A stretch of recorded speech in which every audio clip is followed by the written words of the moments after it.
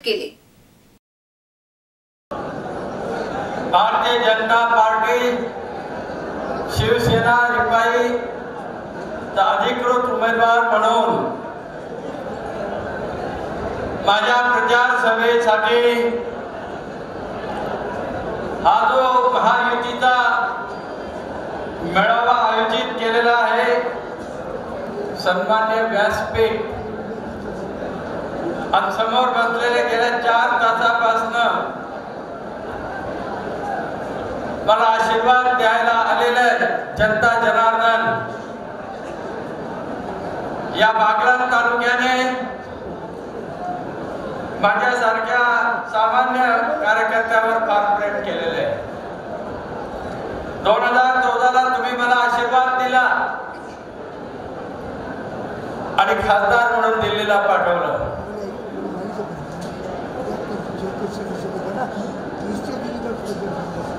तुमच्या आशीर्वादामध्ये एवढी ताकद होती,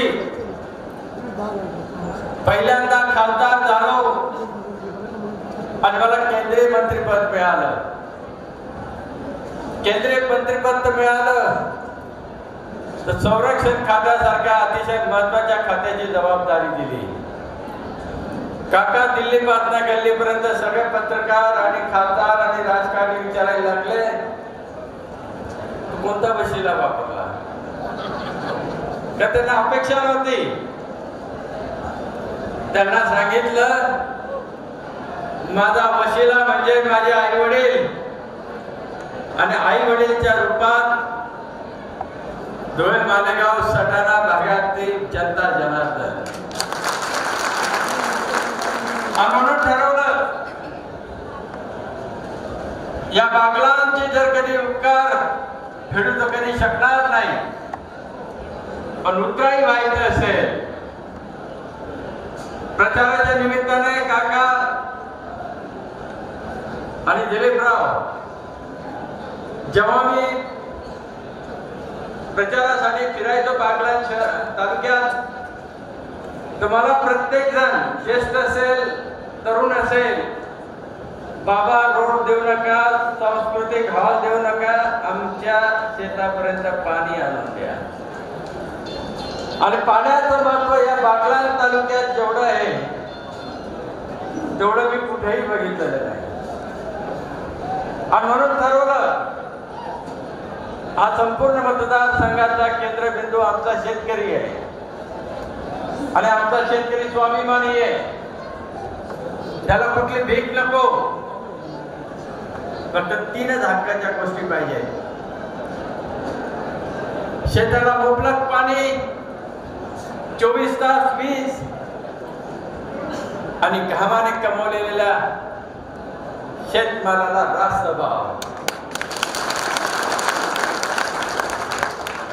माझा मतदारसंघ आता धुळे जिल्ह्यात येतो ना, आता नाशिक जिल्ह्यात, परंतु शेतकऱ्यांचे प्रश्न सारखे आणि आज अतिशय नम्रपणे आपल्या समोर मांडतो की धुळे शिंदखेडा असेल, मालेगाव असेल, सटाणा असेल,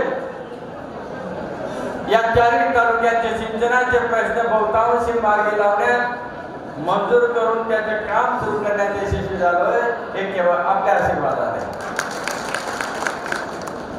मग त्याच्यातलं तळवाडे भागात कोट कालवा असेल,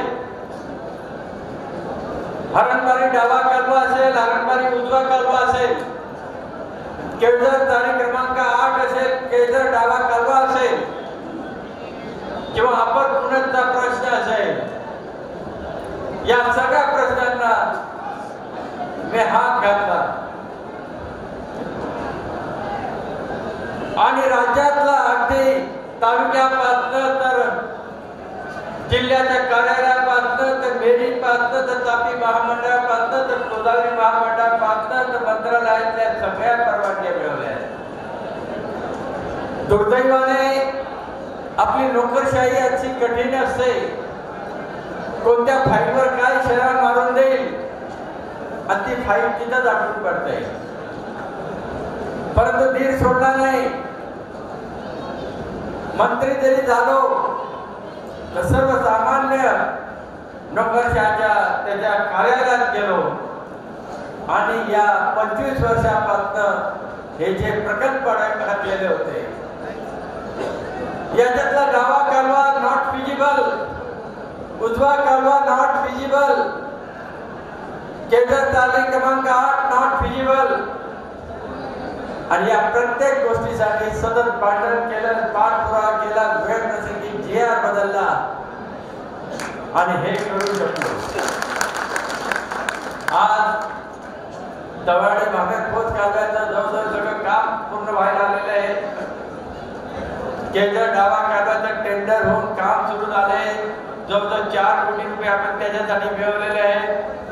केंद्र तारीख क्रमांक 8चं काम सुरू झाले, त्यालाही 4 कोटी मिळवलेले आहे. हरणबारीचे कालव्याची प्रशासकीय मान्यता होऊन 65 कोटीचा निधी आपण मिळवलेला आहे. हरणबारी उजवा कालवा त्याला फिजिबल करून हरणबारी धरणात फक्त 1 TMC पाण्याचा आरक्षण आहे आणि उजव्या कालव्यासाठी वळण बंधारे टाकून आपण ते पाणी आरक्षित करून घेतलं आणि त्याचं कामाला सर्वेक्षणाची सुरुवात झालेली आहे. आपण पुणे प्रकल्पाला पाणी आरक्षित करून प्रकल्प मंजुरीच्या दिशेने चालू झालेला आहे. सुळे डावा कालवा मंजूर करून निधी उपलब्ध केलेला आहे. जाखोड कालवा व तालुक्यातील इतर प्रकल्प विभागाच्या मेकॅनिकल मशीन्सच्या सहाय्याने दुरुस्त केले आहे. असे अनेक कामं केले. आपल्या माहितीसाठी सांगतो, तिकडे धुळे तालुका शिंदखेडा तालुक्यासाठी सुरवाडे जामफ कानवले उपसा सिंचन योजना त्याच्या माध्यमातून शिंदखेडा तालुका आणि धुळे तालुक्याच्या 200 गावांचा पिण्याचा पाण्याचा आणि शेतीच्या पाण्याचा प्रश्न सोडवण्यात यशस्वी झालो आणि 2460 कोटी रुपये. कारण तो प्रकल्प कुठल्याच निधीत बसत नव्हता, कुठल्या योजनेत बसत नव्हता. तर मोदी साहेबांना साकडं घातलं की माझा या धुळे लोकसभा मतदारसंघातील आमच्या शेतकऱ्यांनी जनतेने इतक्या विश्वासाने मला पाठवलेलं आहे, तर मला त्याच्यासाठी 2460 कोटी रुपये पाहिजे. आणि मोदी साहेबांनी भारताच्या इतिहासात पहिल्यांदा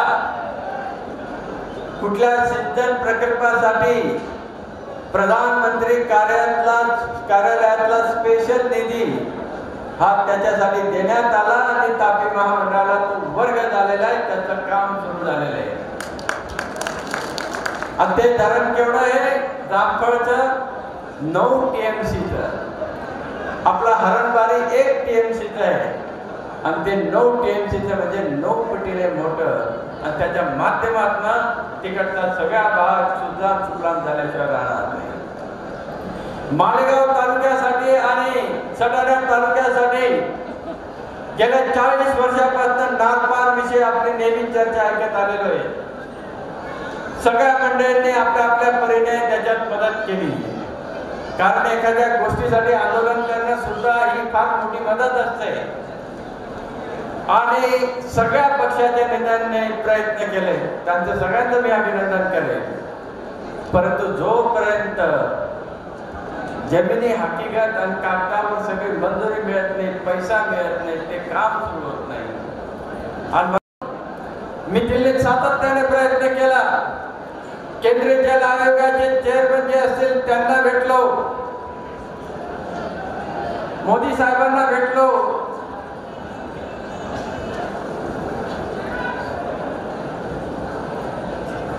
आणि नारपारचा प्रश्न समजून घेतला.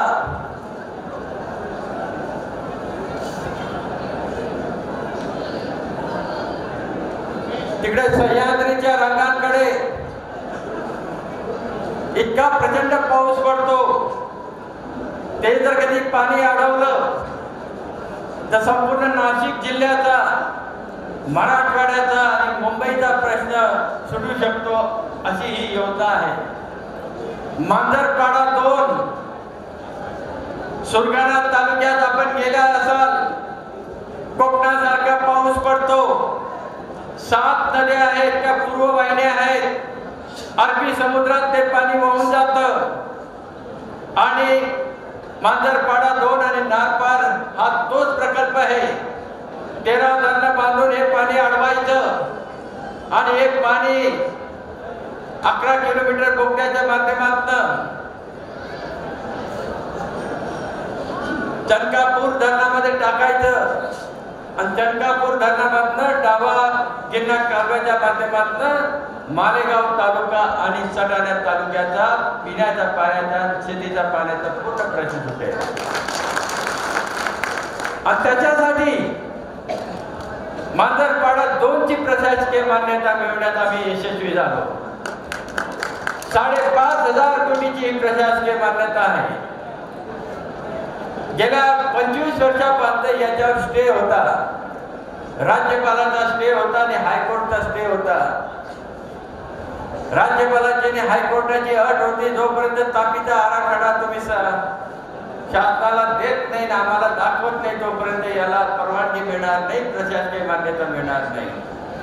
ताबडतोब तापीचा आराखडा तयार केला आणि त्याच्यानंतर मांजरपाडा 2 चा स्टे उठवला, हायकोर्टाचा सुद्धा स्टे उठवला आणि प्रशासकीय मान्यता मिळवली.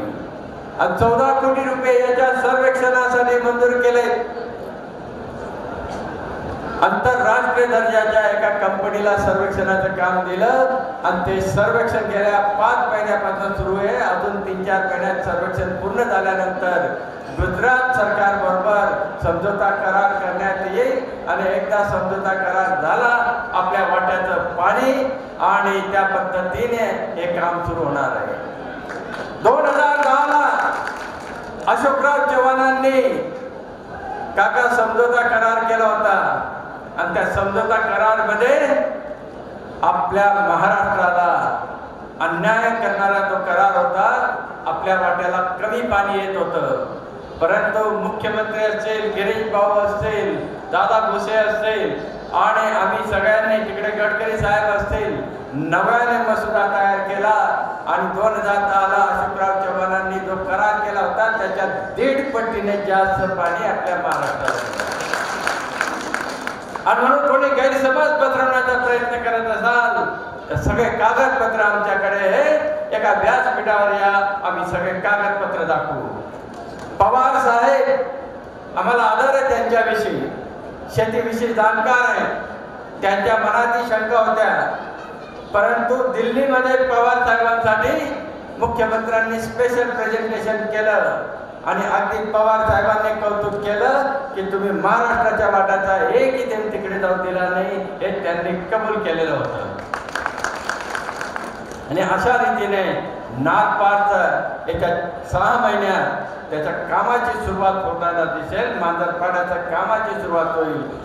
डॉक्टर साहेब, मांजरपाड्या 2 मध्ये आपल्या लखमापूर पासून तर मालेगावचा सगळा पट्टा, त्याच्यातनं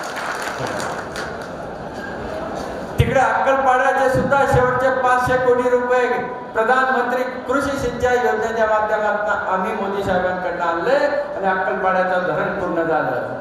अक्कलपाड्याविषयी एवढंच म्हणायचंय, हे उत्कर्ष पाटील साहेब आहे, 40 वर्षापासून अक्कलपाडा अक्कलपाडा अक्कलपाडा. मला त्याची टीका करता येते, मला बोलायचं नाही, परंतु तेही शेवटचे 550 कोटी आम्हाला आणायची त्यांनी संधी दिली, त्याबद्दल त्यांचे जाहीर आभार.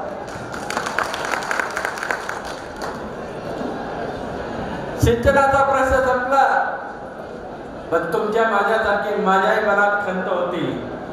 शेजारचा नाशिक जिल्हा कुठल्या कुठे चालला गेला. आपण नाशिक जिल्ह्यातच आहोत, पण नाशिक मध्ये प्रचंड कारखानदारी उभी राहिली.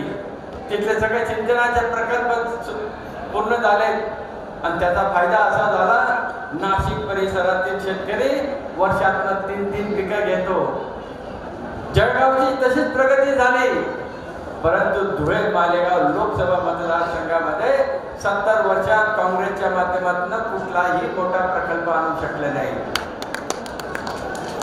खासदार म्हणून माझं काम काय असं, खासदार म्हणून माझं काम असं की दिल्लीतनं जास्तीत जास्त निधी आणायचा, मोठमोठे प्रकल्प आणायचा, जेणेकरून आपल्या भागाचा विकास होईल. एखादा कारखानदार आपल्या भागात कारखाना केव्हा टाकतो, जेव्हा रेल्वे मार्गाचं जाळं असेल, कारखानदार आपल्याकडे कारखाना केव्हा टाकतो? जेव्हा राष्ट्रीय महामार्गाचं जाळं असेल. कारखानदार आपल्याकडे कारखाना केव्हा टाकतो? जेव्हा पाण्याचा स्रोत असतो आणि सिंचनाचे प्रकल्प पूर्ण झालेले असतात. आणि म्हणून ठरवलं 70 वर्षापासून या तिन्ही गोष्टी काँग्रेसच्या माध्यमातून आलेल्या नव्हत्या आणि तुम्ही मला आशीर्वाद देऊन दिल्लीला पाठवलं आहे, तर त्याचा निश्चित उपयोग या गोष्टींसाठी करेन. मनमाड इंदूर रेल्वे 40 वर्षापासून आपण ऐकत आलो होतो. मी दादांचं अभिनंदन केलंय की त्याने अनेक वेळा लोकसभेमध्ये तो विषय उठवला, परंतु दुर्दैवाने त्यावेळेस आपलं सरकार नव्हतं. आणि 2014ला तुम्ही जेव्हा मला पाठवलं, तुम्ही त्याच्या विस्तारात जाणार नाही, पण मनमाड इंदूर रेल्वे माझ्या मतदारसंघातल्या 6 विधानसभापैकी 5 विधानसभा मतदारसंघामध्ये जाते. सटाण्याला सुद्धा त्याचा फायदा होणार आहे. मनमाड इंदूर रेल्वे मंजूर केली, परंतु 9,000 कोटी रुपयाचा निधी आपले राज्य सरकार देऊ शकत नव्हतं, रेल्वे देऊ शकत नव्हतं. परंतु दिल्लीतलं आपल्या महाराष्ट्राचं बुलंद नेतृत्व गडकरी साहेबांना साकडं घातलं. जयंपिडी नावाचा एक बंदर आहे शिपिंग मिनिस्ट्रीच्या अंदर, आणि गडकरी साहेब ज्या दिवसापासून मंत्री झाले दरवर्षी 10,000 कोटीचा त्याला फायदा होतो. मी गडकरी साहेबांना सांगितलं की हा रेल्वे मार्ग झाला तर तुमच्या शिपिंग मंत्रालयाला फायदा होईल, तुमच्या जैन पिढीला फायदा होईल, जैन पिढीचा तुमचा व्यापार वाढेल. कारण या मार्गाने 250 किलोमीटरचं अंतर कमी होईलच. परंतु इंदोर हे इंडस्ट्रियल हब आहे. दरवर्षी 48,000 कंटेनर इंदोरहून जैन पिढी बंदरात पोहोचतात, परंतु ते गुजरात मार्गे पोहोचतात त्याला 14 दिवस लागतात, कारण तो रूट अतिशय कंजेस्टेड आहे. साहेबांना पटवून सांगितलं हा मार्ग झाला तर 24 तासात तो कंटेनर तिथे जाईल आणि तुमच्या जैन पिढीचा फायदा होईल. आणि म्हणून भारताच्या इतिहासात पहिल्यांदा रेल्वे कोण बांधत आहे? Shipping ministry. 9,000 कोटीची तरतूद झालेली आहे. आणि हे भारतीय जनता पक्षात होऊ शकतं, तुमच्या युतीच्या सरकारमध्ये होऊ शकतं. 9,000 कोटी सुद्धा आम्ही आणू शकतो. सिंचनाचे प्रश्न सुटले. 6 राष्ट्रीय महामार्ग आपण मंजूर करून घेतले आणि 6 राष्ट्रीय महामार्गांचं त्याचे कामं सुरू झालेले आहेत. त्याच्यात सटाणा तालुक्यासाठी साक्री, पिंपळनेर, ताराबाद, सटाणा, देवळा आणि चांदवड त्याचं टेंडर प्रोसेस सुरू झालेली आहे आणि येणाऱ्या काळात त्याचं काम सुरू होणार आहे. तिकडे मालेगाव तालुक्यात दोंडाईच्या कुसुंबा मालेगाव त्याचं काम सुरू झालंय आणि अशा रीतीने 6 राष्ट्रीय महामार्ग आणण्यात यशस्वी झालो. तुमचा खासदार म्हणून 4.5 वर्षात 25,000 कोटीचा निधी आणू शकलो, हे केवळ आपल्या आशीर्वादामुळे. सटाणा तालुक्यात प्रत्येक गावाला कामं दिलेले, रस्त्याचे कामं तर प्रचंड झालेले आहेत. चाललंय डाण सोंदाणे सटाणा मालेगाव या रस्त्याच्या रुंदीकरणासाठी 20 कोटी रुपये, तो आता अतिशय चांगला रस्ता झालेला आहे.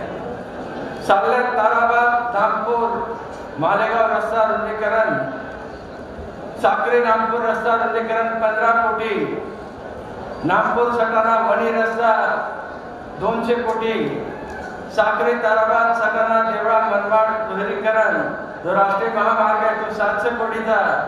राज्य बजेट म्हणून बिगर आदिवासी गावांमध्ये 4.5 वर्षात छोट्या मोठ्या गावांना जोडण्यासाठी रस्ता निधीसाठी 25 कोटी रुपये. राज्य बजेट म्हणून आदिवासी गावांना रस्ते व पुलाचे काम सुरू आहे त्याच्यासाठी 20 कोटी रुपये. जिल्हा नियोजन विभागाकडून रस्ते, पूल, ग्रामपंचायत कार्यालय, स्मशानभूमी, गावांतर्गत रस्ता, काँक्रिटीकरण प्रत्येक गावाला निधी दिलाय, असे एकूण 20 कोटी रुपये. राष्ट्रीय पेयजल मुख्यमंत्री पेयजल योजनेअंतर्गत तालुक्यातील 60 योजना मंजूर केल्या. चालले या आदिवासी व ऐतिहासिक गावांची संसद आदर्श गाव योजनेत समाविष्ट करून त्या भागाचा विकास करण्यासाठी सगळ्या योजना त्याच्यात चालू केलेल्या आहेत. सटाणा मालेगाव मधून आदिवासी व बिगर आदिवासी भागात 30 BSNLचे टावर मंजूर करून घेतले. मांगी तुंगी या प्रसिद्ध असलेल्या गावाच्या परिसराच्या विकासासाठी 54 कोटीचा निधी उपलब्ध करून दिलेला आहे आणि त्याच्यामुळे तिथं जैन समाजाची गिनीज बुक ऑफ वर्ल्ड नोंद झालेली जगातील सर्वात उंच जैन मुनीची मूर्ती, तीर्थक्षेत्र व पर्यटन विभागातून सटाणा तालुक्यातील मंदिराचा पर्यटनाच्या विकासासाठी कोट्यावधीचा निधी उपलब्ध करून दिले. सटाणा शहरात सुद्धा 75 कोटी रुपयाचे कामं दिलेले आहेत. त्याच्यात उन्नत पाणी पुरवठा योजना मंजूर केलेले 54 कोटी रुपये मंजूर केलेले आणि आमच्या सटाणा शहरात माय माऊलींना जे 15 दिवस पाणी मिळत नव्हतं ते एका दिवसात त्याचं दररोज पाणी या योजनेच्या माध्यमातून मिळू शकतं. यशवंतराव महाराज स्मारकासाठी निधी मंजूर झाला 4 कोटीचा. शहर सुशोभीकरणासाठी सैन्य दलाचा रणगाडा भेट दिलेला आहे. भुयारी गटारसाठी 35 कोटी रुपये मंजूर करून आणलेले. दोधेश्वर नाला इथं स्काय वॉकचं काम सुरू झालेले. शहरात नाला नाणी पार्कचं काम सुरू 1 कोटी. शहरात रिंग रोडसाठी निधी उपलब्ध करून दिला आहे. निधी सर्व ही लिस्ट फार मोठी आहे. तुमच्या सगळ्यांच्या आशीर्वादाने प्रत्येक गावाला मी काही ना काहीतरी करू शकलो. मी सगळ्या जिल्हा परिषद सदस्य आणि पंचायत समिती सदस्यांचा आभार मानतो. त्यांनी मला या सगळ्या गोष्टीमध्ये मदत केली आहे. मार्केट सदस्य यांचाही मी आभार मानतो. जिथे जिथे शक्य असेल त्यांनी मदत केलेली आहे. या सटाणा शहराचे अध्यक्ष, भाजपाचे नगरसेवक, आघाडीचे नगरसेवक यांनी सगळ्यांनी आम्हाला मदत केली. त्यांचं मी अभिनंदन करतो. आपल्या पक्षाच्या माध्यमातून तालुका अध्यक्ष असेल, शहर अध्यक्ष असेल, सगळे पदाधिकारी त्यांनी सातत्याने मला मदत केलेली आहे. या सगळ्यांच्यामुळे मी सगळे कामं करू शकलो आणि तुमच्या आशीर्वादामुळे संरक्षण खातं याच्या माध्यमातून जी सेवा करायला आली तर तुमचे ऋण मी कधीच विसरू शकत नाही. तुम्हाला माहिती नाही तुम्ही तुमच्या माणसाला कुठे नेऊन ठेवलेलं आहे. संरक्षण खात्याविषयी मला जास्त बोलता येत नाही म्हणून मी जास्त बोललेलो नाहीये. परंतु तुमच्यामुळे जी संधी मला मिळाली ती 2-4 मिनिटात मी निश्चितच आपल्याला सांगण्याचा प्रयत्न करेन. आपली पाकिस्तानची बॉर्डर जी आहे गुजरात पासून राजस्थान, पंजाब, जम्मू काश्मीर, लडाख पर्यंत 3800 किलोमीटरची आहे. चायना बॉर्डर जी आहे लडाख पासून खाली हिमाचल प्रदेश, नेपाळ आणि अरुणाचल प्रदेश पर्यंत 4200 किलोमीटरची आहे. आणि माझं काम काय आहे, या दोन्ही बॉर्डर्सवर व्हिजिट द्यायचे, भेटी द्यायच्या. 13 लाख सैन्य तैनात आहे पूर्ण भारताचं रक्षण करण्यासाठी. आणि तिथे प्रत्येक चौकीवर 25-25 जवान असतात. म्हणजे तुम्ही समजू शकता हजारो चौक्या आहेत आणि ते मायभूमीचं संरक्षण करतायत.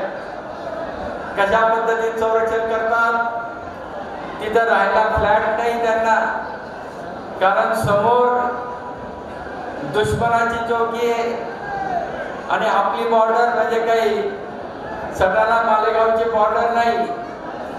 इकडे 22,000 फूट उंचीचा डोंगर, तिकडेही 22,000 फूट उंचीचा डोंगर. इकडे बंकर मध्ये आपले जवान राहतात. बंकर फक्त 3.5 फूट उंचीचा, त्याच्यात ते राहतात. आणि जेव्हा मायभूमीच्या रक्षणासाठी ते तैनात राहतात त्यांना माहिती असतं कुठल्या तरी गोळी येईल, त्याचा हृदयाचा वेध घेईल, कुठलं तरी मॉर्टर येईल, त्याच्या शरीराच्या चिंधड्या करेल, तर तो परवा करत नाही. मायभूमीच्या रक्षणासाठी कसलीही परवा करत नाही. तो तुमच्या आमच्या सारखाच माणूस असतो.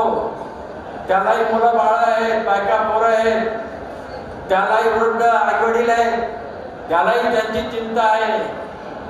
परंतु हा माझा भारतीय जवान मायभूमीच्या रक्षणासाठी कसली पर्वा करत नाही. आणि त्या जवानांची सेवा करण्याची संधी तुमच्यामुळे मला मिळाली. काय सेवा करतो, त्यांच्याकडे जातो, त्यांच्या अडचणी समजून घेतो, त्यांना मिळालेले शस्त्रास्त्र कसे, त्यांच्या मिळालेले बुलेट प्रूफ जॅकेट कसे, त्यांच्या संरक्षणासाठी कोणत्या कोणत्या गोष्टी केल्या गेल्या आहेत हे सगळं करायचं काम आमच्या मंत्रालयाचं असतं आणि संरक्षण राज्यमंत्री म्हणून ती जबाबदारी माझ्यावर देण्यात आलेली आहे. आणि मोठ्या अभिमानाने सांगतो, कारण हा अभिमान तुम्ही मला दिलेला आहे की लष्कर प्रमुख रावत अतिशय जाबाज माणूस आहे. आणि जेव्हा तो लष्कर प्रमुख मला म्हणतो, माझे अतिशय चांगले मित्र आहेत रावत साहेब, मला रावत साहेब म्हणाले, मी जेव्हा प्रचाराला इकडे आलो मी रावतना सांगितलं आता मी महिनाभर काही येत नाही, अब तुम्हारे हवाले वतन साथी हो. साहेब म्हणाले, आमची इच्छा आहे की पुढे तुम्ही जावं संरक्षण मंत्री म्हणून.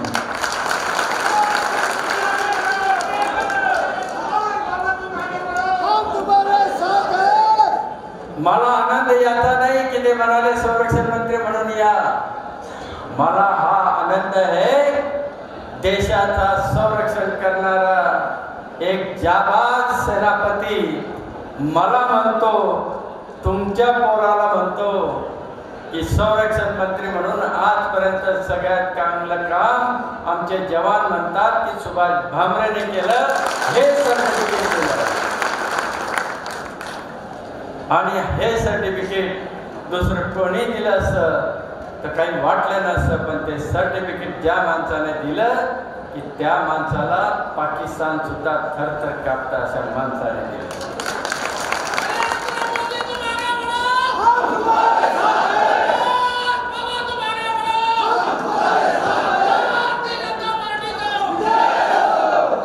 तुमच्यामुळे मला एक संधी मिळाली, भारतातर्फे पाकिस्तानला जो धडा शिकवण्यात आला, मध्ये सर्जिकल स्ट्राईक एक असेल उरीच्या, 2 मिनिटं जरा, तुमच्यामुळे संधी मिळाली की सर्जिकल स्ट्राईक उरीच्या हल्ल्यानंतर जेव्हा सगळ्या देशात आक्रोश होता, पुलवामाला आमचे 40 जवान शहीद झाले, सगळ्यांच्या मनात आक्रोश होता आणि प्रत्येकाला वाटत होता बाद झालं, पाकिस्तानला धडा शिकवला गेला पाहिजे. आणि त्याच्यानंतर आमच्या बहादूर एअरफोर्सचे कमांडर असतील, धनोआ साहेब आमचे चांगले मित्र, रावत साहेब, आम्ही यांच्याबरोबर बैठकी केल्या आणि ठरवलं. मोदी साहेब 16 फेब्रुवारीला धुळ्याला आलेले होते पुलवामाच्या घटनेनंतर 2 दिवसानंतर. त्यावेळेस मोदी साहेबांनी तुम्हाला सांगितलं कि हमारे जवान का खून का एक एक कतरे का हिसाब लिया जाएगा. आणि काका तुम्हाला आठवत असेल तुमच्या कार्यक्रमाला आलेलो होतो आणि त्या कार्यक्रमात म्हटलो की मी आता इथं दिल्लीला चाललो आणि येणाऱ्या 2-3 दिवसात तुम्हाला चांगली खबर मिळेल. आणि त्याप्रमाणे मोदी साहेबांनी आमच्या मंत्रालयाला आदेश दिले आणि आमच्या जाबाज सैन्याने जो पराक्रम करून दाखवला त्या जाबाज सैनिकांना सॅल्यूट करतो. हा पराक्रम आमच्या सैन्याने केला, आम्हाला त्याचं श्रेय घ्यायचं नाही, परंतु या जाबाज सैन्याला सगळ्या प्रकारची सूट दिली, त्यांना सगळ्या प्रकारच्या परवानग्या दिल्या. ते फक्त सक्षम नेतृत्व करू शकतं आणि ते फक्त मोदी साहेबांसारखा सक्षम नेताच करू शकतो हे दाखवून दिलं.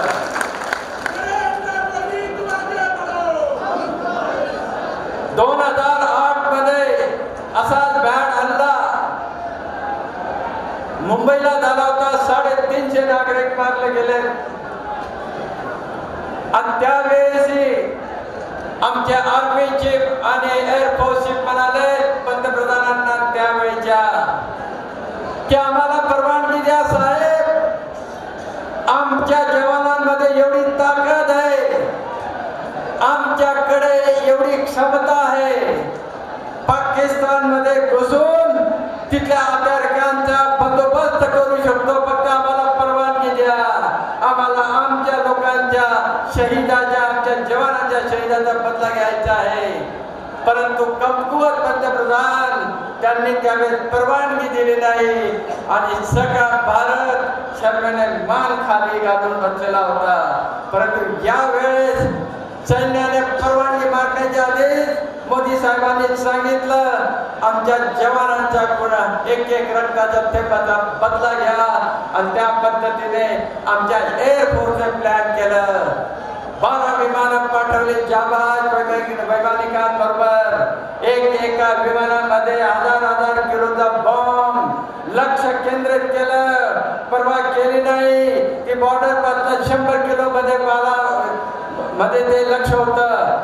12 विमानं निघाले. त्यांच्या संरक्षणासाठी 10 विमानं, असे 22 विमानं पहाटे 3 वाजे 42 मिनिटांनी गेले. 22 मिनिटापर्यंत 1000 किलोचे बॉम्ब टाकले. 5 बिल्डिंगा नेस्तानाबूत केल्या. 350 अतिरेकी ठार केलं आणि सगळी मोहीम फक्त करून परत आलंय. पाकिस्तान नुसतं बघत बसलंय, हिंमत नाही झाली आपल्या विमानाजवळ आणायची. ही ताकद मोदींमुळे आलेली आहे. याला म्हणतात सक्षम नेतृत्व. आणि दुसऱ्या दिवशी जेव्हा पाकिस्तानने आगळी केली, 2-4 विमानं आपल्या हद्दीत घालायचा प्रयत्न केला, तर आमची विमानं हवेत झेपावली. अभिनंदन एका विमानात बसलेला होता.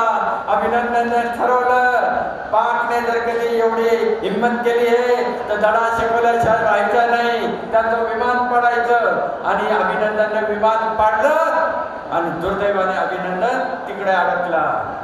पाकिस्तानला वाटलं बरं झाला, भारताचा वैमानिक सापडला, आता भारताबरोबर चर्चा करू, भारत आता आपलं सगळं ऐकेल. आणि त्याने भारताला सांगितलं चर्चेला या.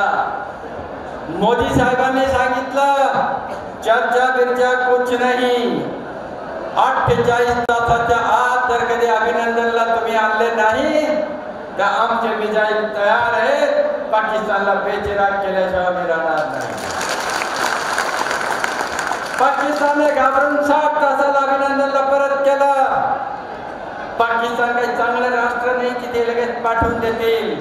पाकिस्तानला भारताची क्षमता माहिती होती. या 4.5 वर्षात संरक्षण खात्याच्या माध्यमातून या आपल्या तिन्ही दलांची जी क्षमता वाढवली, त्या क्षमतेच्या जोरावर पाकिस्तानला माहिती होतं की आपण जर कधी अभिनंदनला परत केलं नाही तर आपलं काही खरं नाही. आणि 60 तासात अभिनंदनला परत पाठवलं. हवाई खात्याच्या ड्रेसवर गेलेला होता काका, परंतु येताना सूट बूट घालून आला. ही मोदींची ताकद आहे. आणि म्हणून मित्रांनो, मोदींच्या नेतृत्वाखाली भारताचा प्रचंड विकास झालाय. भारत बलदंड बलशाही झालेला आहे. आज संपूर्ण जगात मोदी काय म्हणतात हे सगळं जग जाणून घ्यायची इच्छा असते. भारत काय म्हणतो याच्याकडे लक्ष दिलं जात आहे. आणि म्हणून एकच सांगतो, एक मोठा आंतरराष्ट्रीय कट शिजतोय. आपले जे शत्रू राष्ट्र आहे, आपल्या निवडणुकीमध्ये मोदींचा पाडाव करण्यासाठी सगळे षडयंत्रग्रस्त आहे. देशाबाहेर असलेले आपले दुश्मन, देश अंतर्गत देशाचे दुश्मन, हे सगळे लागलेले मोदींना पाडायला. पण तुमच्या खंबीर पाठिंब्यामुळे मोदीच पंतप्रधान होतील. मोदी साहेब पडणार नाही. परंतु आपल्याला दक्षता घ्यावी लागेल, कारण मोदी जर दुर्दैवाने पंतप्रधान झाले नाही तर सगळ्यात जास्त फटाके पाकिस्तानमध्ये फुटतील. आणि म्हणून धोक्याची घंटा आहे. आपण सगळेजण 29 तारखेपर्यंत मोदींचे हात पकड करण्यासाठी प्रत्येक घराघरापर्यंत जा. मोदी साहेब पंतप्रधान होणं का महत्वाचं आहे समजावून सांगा. 29 तारखेला मोठ्या प्रमाणात मतदान कसं होईल याची काळजी घ्या. कारण सटाणा तालुक्यात शेतावर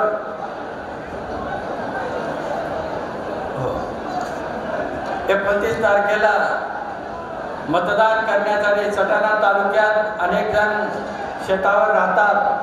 त्यांना मतदान केंद्रापर्यंत आणून मतदान करून घ्या आणि तुमच्या सगळ्यांच्या आशीर्वादाने मी फॉर्म भरायची तारीख 9 तारीख ठरलेली आहे. 9 तारीख ही शेवटचा दिवस आहे. आपल्याला सकाळी 9 पर्यंत यावं लागेल. सगळ्या वाहनांची व्यवस्था केली जाईल आणि असं मोठ्या पद्धतीने शक्ती प्रदर्शन व्हायला पाहिजे. तर काँग्रेसवाल्यांना धडकी भरायला पाहिजे. अशा पद्धतीने आपण मदत करा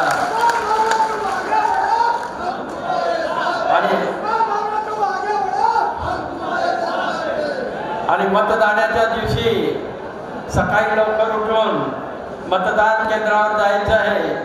मतदान केंद्रावर कमळाचं बटन माझ्या नावापुढे सुभाष रामराव भामरेच्या पुढे कमळाचे निशाणी असलेलं बटन असेल. ते बटन दाबून मला जास्तीत जास्त मतांनी निवडून द्या आणि मोदी साहेबांचा हात बळकट करण्यासाठी मला आशीर्वाद द्या.